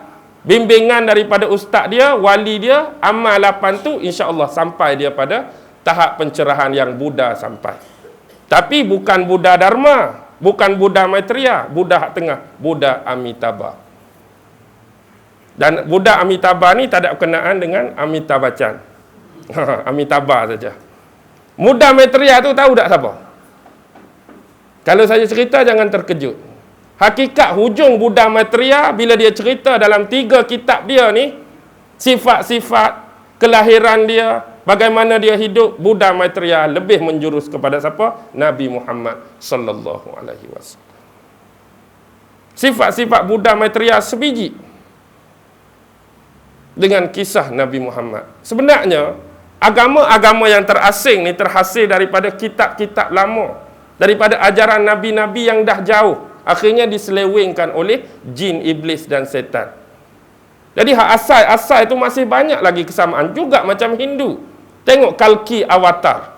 Mereka duk tunggu Kalki Avatar muncul hujung zaman. Padahal Nabi dah Kalki Avatar tu. Dan tak ada kena mengena dengan filem Avatar hak orang warna biru tu. Tu Kalki Avatar. Kalau Buddha Maitreya tu. Buddha Maitreya itulah Nabi Muhammad. Cuba baca, cuba kaji, insya-Allah anda akan bertemu dengan segala sifat dia tunjuk sebiji. Ada tak Buddha duduk padang pasir?